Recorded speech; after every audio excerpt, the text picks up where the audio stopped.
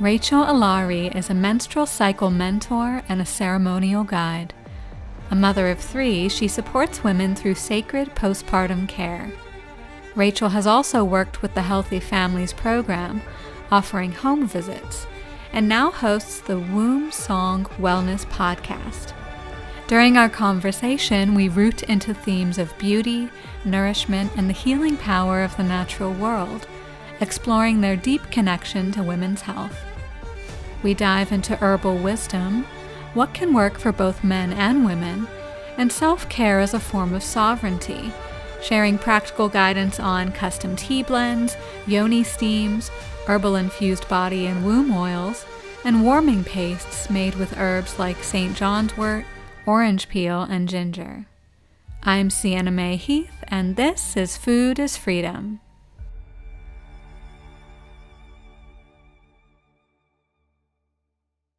Thank you for joining me in this space. And I'd like to set the intention to root our conversation in food freedom, of course, and herbal remedies for women, what femininity might mean to you and to me, how that might differ perhaps or align, and of course how your work flows into all this, how we might converse on poetry, beauty, nourishment, and its connection overall to women's health and empowerment. So I'd like to start with, of course, opening up the space for you to introduce yourself and share a bit about how you personally define wellness as it relates to women's health. Thank you, my friend. How do I define wellness as it relates to women's health? It's really about cultivating inner attunement for me personally, like inner attunement of what's going on within my emotional world and like within my womb, and continually recentering back to my needs, because they change every so frequently. Every couple days, they're just changing as a woman. They're just constantly changing. So it takes a lot of retuning. And as I have 3 children, it takes a lot of just attention, little sprinkles of attention. That's not super time consuming, but it takes that commitment and that focus to really honor myself on a daily basis, even if it's little things, to really honor myself as the sacred being I am, and remember that.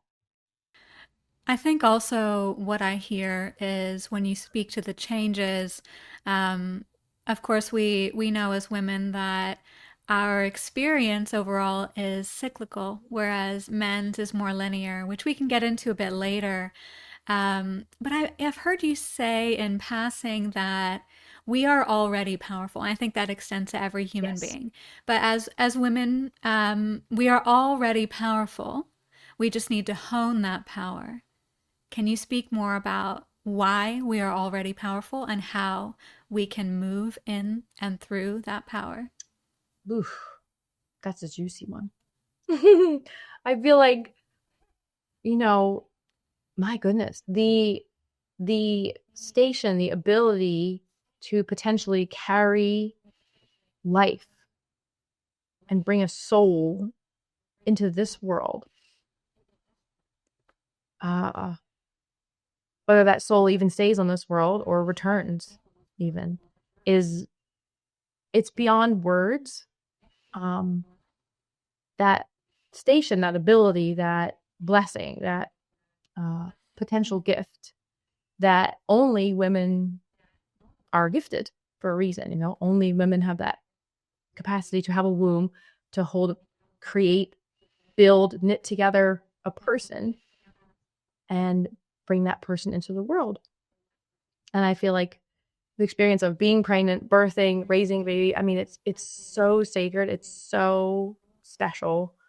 For both parents, of course, it's sacred and special and powerful and beyond words. And then there's like the physical aspect where the woman births, creates, grows, gestates this person. I mean, it's really really, really amazing. That's the word that comes to my mind, is just it's so sacred and so powerful. That gift that if you choose to, you can exercise in this lifetime. And just the ability even to work with your cycle as a woman is constantly birthing and releasing and rebirthing and creating. It's a wonderful, it's very powerful energy, the sexual energy, for that force. I find it to be very powerful. It's very subtle, but it's very powerful the more I aim to tune into it and let it guide me. I find a lot more joy too, and flow the more I remember that and kind of get out of my head so much and more like down lower in my body and like into The lower. my womb or my belly and my like, what do I really need right now? Really, not what do I think, but what do I really need right now? So that's just one reflection. I mean, there's so many. So many possibilities, but that's what I've recently been reflecting on, is just like after my most recent birth, just like, it's just like I felt sheer power course through me like I've never, I could never describe in words. Words would fail it. But that's like the power of creation. Now we can all experience that. If you go to a waterfall, it's something you can't have words. You know? But it is different when you have a person growing inside of you, moving and that soul coming through. It's indescribable. And the potential aspect and the subtlety, as you mentioned, I think points to like the internal nature of, well, where our power lies quite literally and biologically. And it's potential. I mean, I think it's significant to acknowledge not every woman births a baby. Not every woman can or chooses to or just ends up on that path. But we all have a womb, or we each have a womb, and in your perspective, there's a sacredness just to that potential, that space, that internal power. And we extend that freedom, or we can, into the natural world, and we can co-create with the natural world. Specifically, as we get back to the theme of the show, food freedom, there's the herbal wisdom that you weave into your work, and treating that as self-care, not medicating, but self-care as sovereignty. Um, Speak more about how you weave herbalism into your mission, what you do for friends and clients to help them heal or maintain balance through herbal medicine. Yeah, my friend who began her garden introduced me to the power of plants and just the simplicity of the ability to craft simple, wonderful, like an infusion, for example, like an herb that you would steep in water for maybe 6 to 8 hours. And I just got very interested because I was in her garden and seeing everything grow and what's this and what's that. And so she kind of guided me along. She was studying herbalism very in depth for like a 9-month course. And so my first kind of opening pathway was infusions, where I learned how to take, these were dried herbs, and steep them in water for like overnight, say like 8 to 10 hours, and then strain it and drink it in the morning. It was Nettle's infusion. And that was like, whoa. It opened up a whole new way of relating to how to take care of myself, but how simple and affordable. I felt, after a month of doing that, I felt a lot better and I felt more nourished. I mean, they were so simple. And then I came across yoni steaming through, I don't even recall, it was like about 6 years ago. I don't even recall how I came across it. But I do know the very first time I heard of what's called yoni steaming or pelvic steaming was at a women's gathering. It was a women's circle. And someone mentioned, oh, that's like the yoni steaming sea or the vaginal steaming stool. And my whole reaction was kind of what? I was just like, no, I don't know what you're talking about. Like I did, but it wasn't explained to me either what it was. I was like, what? And then when I understood what it was, where it's warm steam, you can do with water or with herbs specifically for your needs and how you're looking to support yourself or heal an issue. It's so relaxing. I was like, oh, of course. Okay, well, I'll try that. That sounds interesting to me. And from there, it became part of my self care. And I learned how to guide women with their needs and crafting blends like that would suit, like if your cycle's short, or if you're having heavy bleeding, or if your cycle's super long and your cycle's missing, and how to support different issues, or you have major cramps, whatever it is. And so simple and affordable. I thought this is like nice to have as an option to do, just to have an option, because people are looking for options that are natural, or they want to add it in with what they're doing conventionally and they want to bring them together. And so it's just nice to have that to share, that there's lots of options. And it is really simple, and it can be part of your self-care. If you find it appealing, you can do it regular, like you would getting like get a facial or something. You could just make it part of your repertoire and do it in home, like private in your own space. And make it like I used to do, where I would have a cup of tea because you need to hydrate after, and have like music, or just really tune in, or just make it really time to really check in with myself. And it was real. I look forward to it. And it takes discipline to add anything to your routine, if even if it is self-care, something that's already soothing, seemingly easy. Steaming, at one point was new to me too. You introduced me to the concept, and from what I recall, you can even just steam with hot water. I know that kind of veers away from food freedom, but there is freedom simply in steaming with hot water. When you mentioned nettles, though, it brought to mind that nettles actually is beneficial for both men and women's health. And one of the most common herbs in addition to nettle is mint, and I believe you had recommended mint in some of your previous content. Mm-hmm. Do you prefer using mint or nettle, and do you have a reason for that, or is it just one or the other is part of your I routine? like mint. I like spearmint a lot too. I've come to really appreciate mint more the last like 2 years. I was just really been attracted to a lot of mint. I feel like everything, I guess I've been so hot myself. It just really felt balancing. I don't know. But they're both cooling. I think mint and nettles are both pretty cooling and moisturizing.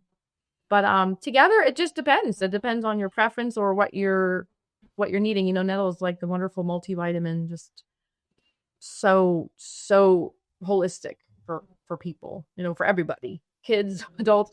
But also mint, it has this, I think, on the more subtle level, which I always love to dabble in, piece where it brings together the upper energy centers and the lower energy centers, and if we're too up or we're too down, it can kind of bring them together and bring this cohesion.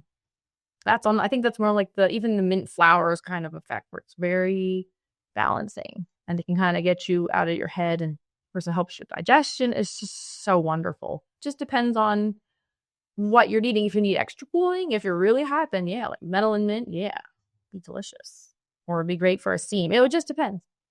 They can balance each other out. As you said, I think many would agree. Spearmint in particular is very cooling and cleansing. There's a reason why it finds itself into toothpaste as well. Being a grower of mint Mm-hmm. tea, I will say, just first in agreement, whether steaming or steaming as a tea, it does help with digestion, with mental clarity, even inflammation. I think we had discussed as well, like holy basil, because I like Yeah. pairing mint with holy basil. They both soothe inflammation and have just countless properties. It's funny, like if you look up home remedies for X, Y, or Z, often you'll get apple cider vinegar. It's like whatever's going on, take a shot of apple cider vinegar. But in the herbal world, at least in my searches, I found that Tulsi, or what's called holy Mhm. basil, comes just about for everything. It's in my women's health tea, and in my in my limited expertise, I would say that the two of those, and likewise nettle, are great. You had also mentioned using herbs, or rather flowers, with certain properties such as roses and Mhm. calendula. Were you using those as part of steaming, or just checking Yes. my notes here? Might have been. Yes. Hmm. Go on. Yes. Yeah, rose. You don't need a lot of rose. But yeah, rose petal, yeah, and they're just divine, but like a little rose petals. And calendula, yeah, often, yes, also, and would be in a blend. A blend for steaming, or do you use I believe tinctures as well? Yes. Yeah. I like them also. Like if you're doing a facial, I like calendula, for just doing a facial theme. Or it could be if you're doing a hair rinse, like normal rinse where you get some herbs together, like nettles or horsetail and calendula would be great in there. And you pour it over your hair, right? And your shower, and then you just let it stay. You don't rinse it out, you just let it stay in your hair. Like a leave-in conditioner mask. Yeah. It's so fortifying. Your hair feels so strong after you do that. Fortifying. Uh, I will just add about calendula. As satisfying as it can be to grow, it grows very prolifically. It's known as a form of marigold. I did learn though that it can have calming effects to the point where it slows the heart. So if you have any issues in that department, I would just definitely ask your doctor. I don't mean to like sort of advertise outside medicine, but that one definitely just kind of piqued my interest, and yeah, gives a little like pause just in case. But overall, calendula has very much come to the forefront of herbal medicine. You, as in our listeners, you might not necessarily recognize it when you see it as a marigold, but it really resembles a daisy in orange or yellow. Um, Calling back to roses, uh, roses, I agree, are great. They have such like ancient love in them. In Persian culture, rose tea is very much beloved. You'll stir it with some sugared candied saffron. And saffron is likewise great for women's health, specifically for soothing cramps. Um, and saffron coming from the insides of a crocus, a fall crocus. I mean, I think it's so rare and yes, at times expensive, but if you can grow it, I believe we can grow it in Pennsylvania, but it takes some finesse. Yeah, I know a local mushroom genius, and he's been able to grow the crocuses. He has a very, I think, temperature controlled, light controlled spots, and he's had success. But he's got a good lab, like a whole bunch of space to play with it and work with it. But yeah, I think can really require some, figuring out. Right. And pulling back and garnering what we can learn about empowerment. What is it about the herbal world that you find uniquely empowering as opposed to other forms of medicine? I don't know. That's a good question. Uniquely empowering. I feel for me, it's just been it's beautiful. So I want to work with it because it makes me happy. I mean, just we go out, like my toddler and we talk to our plants and we pet them and kiss them, and it's nice. So it brings me joy. Like I feel lifted. Definitely when I go out in the garden and just see how everything's doing, or take something and say thank you, and or ask the plant, how many leaves do I need? And it becomes this communion. And it's simple. You know, if you have a few wise people to guide you, it's simple. So, like, the truth isn't complicated. Truth is not complicated. So, I find that very appealing and very encouraging. And then, like, I teach it to my children and they like get it. And then they have that tool to use, you know, like make a cup of tea. And I made a cup of tea the other day. It was just fresh nettle and fresh lemon balm. And put some maple syrup in it for myself. And I made a batch for my 6-year-old. And Mom, is my tea ready? We went out and enjoyed it on the patio. I mean, it's making memories. There's so much to it. But I love the beauty and the joy and like the upliftment and the simplicity. Because like you say, adding one more thing can be like, can create stress. But when it's engaging and it pulls on your senses and your heart, and then it can make it more like it pulls you and it reminds you. If you walk by your plants or your herb, it can remind you and become more of a something you look forward to that you do remember because of that relationship, almost, I would call it, that you can create that connection. When you consider gardening as communing or relationship building, I think that's really interesting because, you know, coming back to women's health and just the nature of being a woman, yes, indeed, we do have that co-creative space, that spirit within us, and as it extends outside of us. Um, and there's so much we can learn from the plant world. There are relationships between plants known as companions or families. There's a whole spectrum of plants from antagonistic to companions, very much like people. And I know in the belief system that we share, we believe that humanity is as flowers of one garden, which sounds, it is truly beautiful, but it sounds kind of easy. And truth is simple, but it's also, I don't know. I agree truth is simple, and that is absolutely true. Humanity is as flowers of one garden.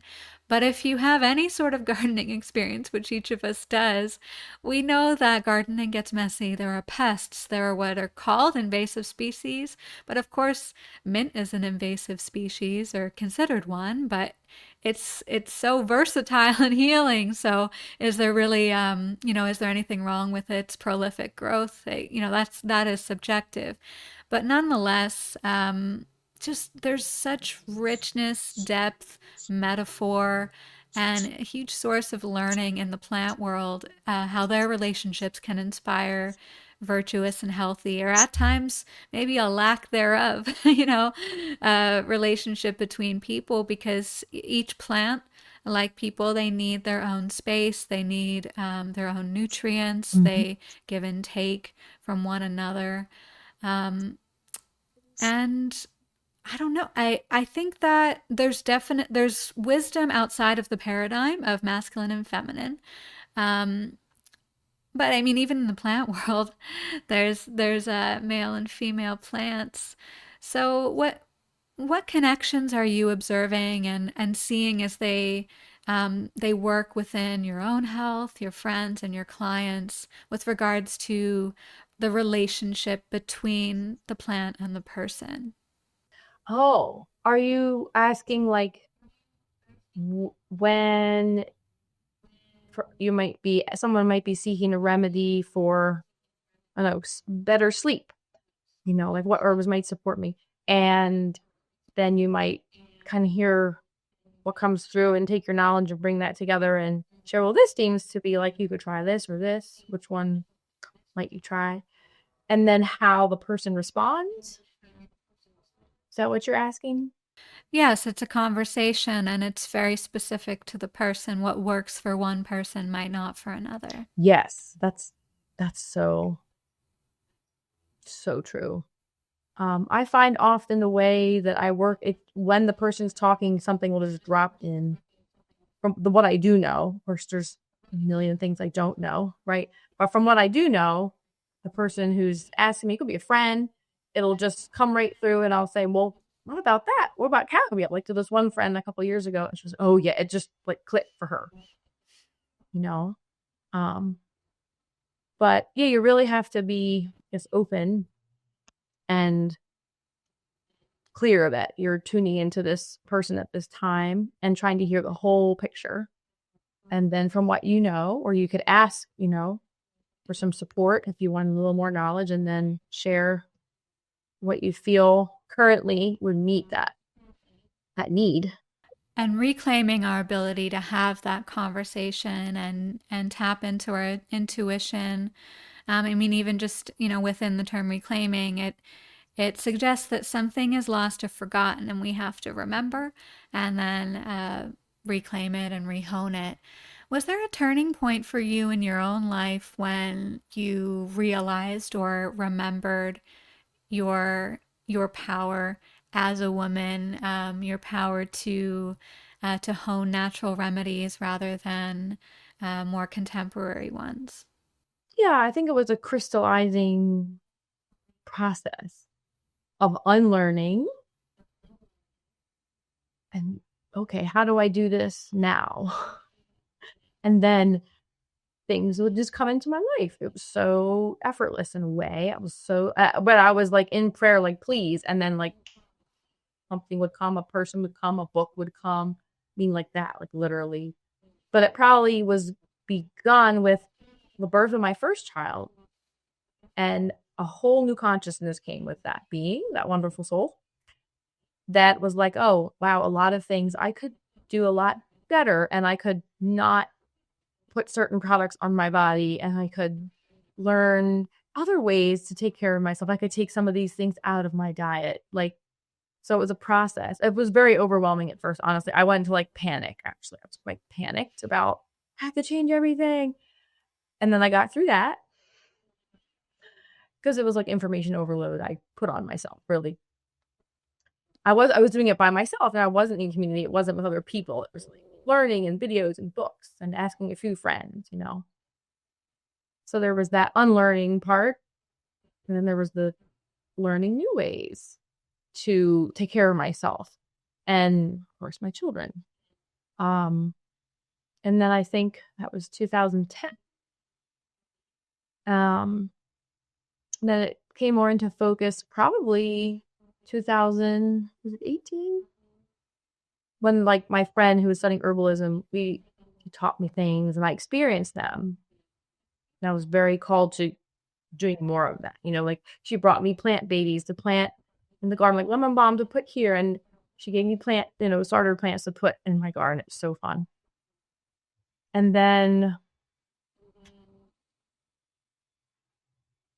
just how to make herbal oil. She taught me, like, it's so fun. We did things together, and how to make glycerates, right?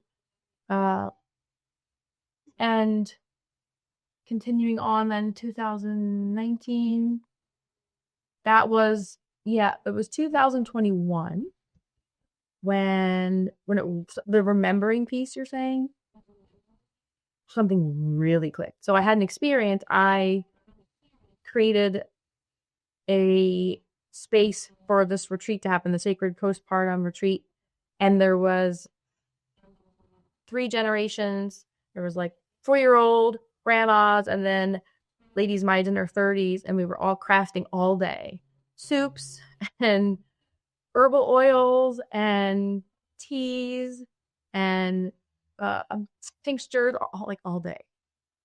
And that was like a major oxytocin day of so much love and joy. I can still feel it. Of, wow, doing things together, simple things with plants and nourishing food, and how much joy that brings and how much healing that brings, and how simple it is to get together and cook some rice pudding and learn how to make, what was it? There was the black salve we made, and there was like womb massage oils and different tea blends, and it was really fun. But that felt like this is so simple. I think for some it feels simple, but when it comes to growing herbs, for example, not everyone has what they call a green thumb. And not everyone is as comfortable in the kitchen, or just feels like as drawn to it. So what would you say is a good first step for someone that wants to get into, for example, creating an herbal oil? Oh, good first step. Well, think about what would you like to use it for? Like your after bath or just your face. Maybe think first, like what I want to use it for, like hair. Um, and like for me, I love to do things for my face or the whole body. And then from there, you can learn from like a local workshop, maybe if there is, or um researching, or like a nice simple, like maybe simple little beginner herbalism book, like a little one. What herbs are good for moisturizing or for your dry, or what herbs are good for balancing, skin tone.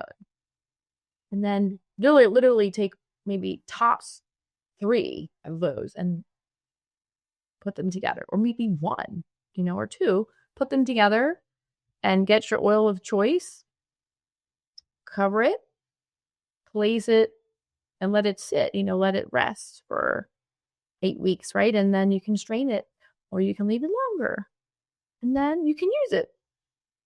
I mean, that's kind of like how I started. I was like, okay, well, what herbs are good for this quality? Okay, I do happen to have those, right? Because I have quite a few blends. Or go to like a local herb shop and ask for a little bit of this, I need 4 ounces of that, or we luckily do happen to have a local herb shop about 20 minutes away where you can ask, and the owner is very wise, and she can make you like she made me once a chest blend for respiratory blend. She just made it, right, and gave it to me. That if that's a resource you have, and you don't want to get studying too much, but you need something, that could be potential. If you don't want to make it yourself, but if you do, you have the option to. If you have a clean, sterile jar, pick your oil, like avocado oil, apricot oil, like almond oil, depending on your skin. You have lots of options. There's many different oils. And then you have to have patience and keep it, dry. Like you don't want it in moist area, and wait. I have a couple that I made like they've been there a year and a half, and I was about to pull them out. They've been strained, but they've been sitting, waiting for me to do something. But yeah, there's options. I mean, it depends, right? Like you say, if you want to investigate or not. And another level to consider is different, and this is true of people too, different herbs bring out different qualities in each other.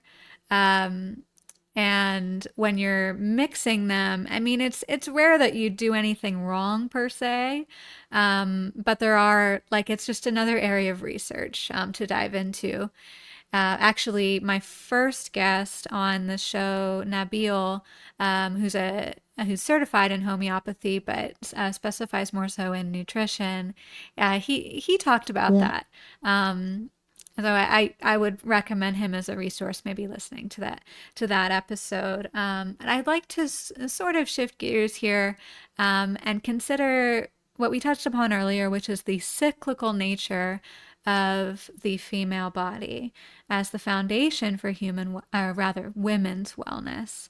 And when we begin to understand and live in sync with those rhythms, honestly, life just gets better. And I think it comes with acceptance too. Like you speak of it in terms of seasons. Oh, it's my winter. Oh, I'm in my fall. I'm in my spring. I'm in my summer. Um, could you describe those 4 seasons and explain the way more about how you frame the cyclical nature of women's health? Sure. This is a concept I received from my yoni seeding practitioner. She was providing support for a circle of women who had given birth, like online. She was just having us share our experiences, and she brought this framework, which I believe like stems, I know, from Chinese medicine, probably a lot of ancient practices, but that's where I understand it to have stemmed from. This isn't like from my brain. And when she put that picture up and explained it, it just clicked. I was like, wow, I wish I knew that a long time ago. Because it's encouraging. It's not anything's wrong. It's just, where am I this week? Or where am I heading? Or where am I today? And then working within that, yes, this is humbling. And then I find I have more energy because I'm working with my energy. Where if I am naturally more tired, I take it easy. So the framework, as I understand it, is like the seasons, and it's like our inner seasons. And so it starts with your inner winter, which is your first day of you have your fresh red blood. And until that season closes and we're finished with our period, finished with bleeding. And then we transition into our inner spring, which is leading up to ovulation. So from the end of our period, leading up to ovulation. It's the inner spring. It's like the maiden energy. The winter can be like the crone, the death energy, the void, the nothing. And then the spring's like slowly re-emerging. You can feel a little shift, uptick in your energy, but don't overdo it. And then you come to the ovulation if you're ovulating, and that's your inner summer. Pretty short. Man, actually in time it's a pretty short season, right? Your inner summer's what, 1-2 like days, but you have a little bit of like a wiggle room around that where you're still pretty energetic, which is nice. And then that's ovulation. And then after that is inner autumn, which is quite a long season. It's also quite humbling because then we're starting to wane. You know, if the inner summer is like the queen or the divine mother energy, creatrix, then the inner sorceress comes out for the inner autumn, where we're looking at, what didn't work? We can get real critical, like it's a whole different framework. And there's the grief. This is from the work of her feral flow, Shani, I think her name is Shawnee River. And I believe she is on Instagram, and she's on, I believe it's Patreon now, her feral flow, where she describes the grief, like the egg dies if you don't conceive, and there's the grief, that primal grief of something was there and now that potential is completed. And it's very subtle, but it's there. And it's the concept, her concept is like the death of the egg. And then we switch over to the inner autumn, where we're looking at, if you think about autumn, like externally, where it's preparing for winter, it's slowing down, it's decay. It's a total shift. Summer, it's such a big shift. So that is a big shift. And then your energy kind of waning as you get ready to drop into your bleeding time again. Do it all over again. And so it's like working with your energy instead of exactly like daily, what do I have to do today? There is that. And that is part of life. And then also projects or creations, looking at them in a whole like month long, like how long is my cycle of accomplishing it, can be really a nice way to not stress yourself out and work with getting things done that is more easeful, because you're just honoring your energy that constantly is flowing, and it really is low when you're bleeding. You really should take it easy. Your immune system is taken up. So much of your immune system is taken up when you're menstruating. It's a lot. I've got to the point where I'm like ovulating, and then I'll have like this month I had a dream, and it was like I was pregnant and then I wasn't. And that was my body saying, like, you're done ovulating. And I woke up and I could feel all the motions. I was a little tired, and I was like, just went out and took extra care of myself like that day. And I find that helps me with that shift, because it actually is quite a big shift when that part of your cycle goes over. For me, it is. Anyway, I experience it as like, woo, a big change. And you mentioned the dip in one's immune system during their winter season. What are some natural ways that one can boost their immune system are they specific to women during their winter, or do women and men share the same options for natural remedies? Oh yeah. I mean, it, it's a multifaceted approach I take personally. So your immune system shifts when you're ovulating and when you're menstruating, right? There's a big like different pull for protecting what's going on. You know, your cervix is open, you're like releasing it's, or you're gathering up energy for potential human, but potential. You know, even if you don't want to conceive, your body is doing that. Um, that's its like design, you know? So personally, supporting the immune system, I aim to be home as much as I can. Or if I'm not home and I have to go out during my moon time, I will literally, if I have to go into the store, I'll pull my energy in and down. I do that because I went once to the store, like maybe day 1 or 2 of my bleed, and I went to the store, I had cramps. I left the store, I didn't have cramps. I had cramps while I was in the store. That's how sensitive we get. I mean, I was like, that's really weird. With the lights and the people and everything, you just kind of want to be more either inner if you're doing things, and as much inward as you can be, or if you're just in your own space or in your own home, then just really taking as much off your plate as you can is a big thing. Resting more is huge for your immune system. So leading up to your bleed, sleep more. You're more tired anyway if you're not around a bunch of blue light and, you know, waking yourself up and eating a whole bunch. You'll be more tired.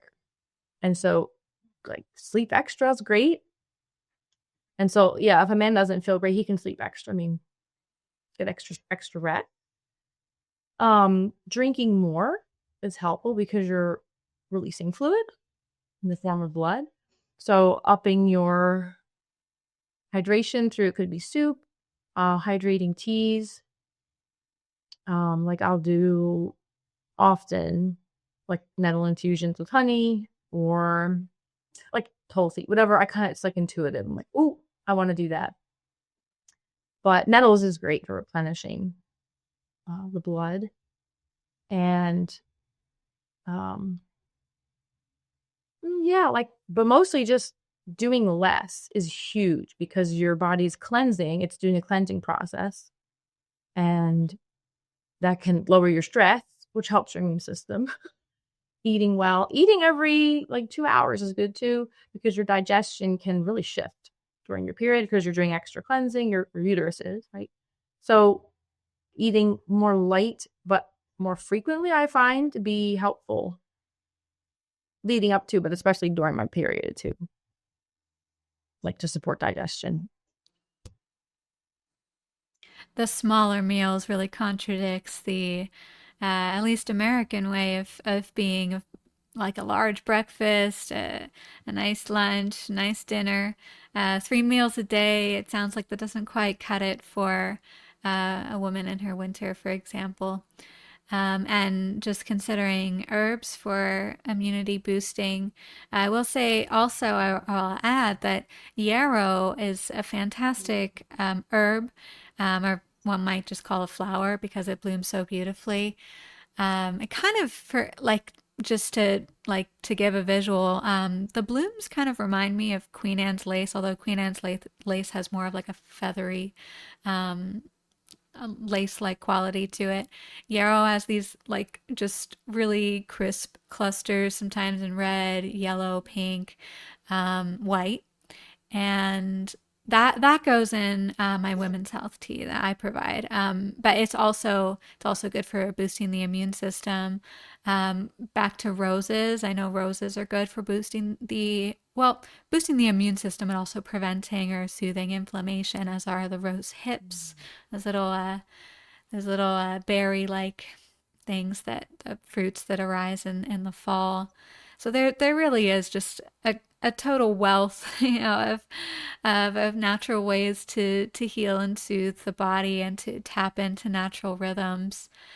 And I think our conversation can really flow into more so like about masculinity and femininity, the ceremonies that we as women and perhaps also as men, whether separately or together, can engage in and co-create to just be more authentic in our way of life.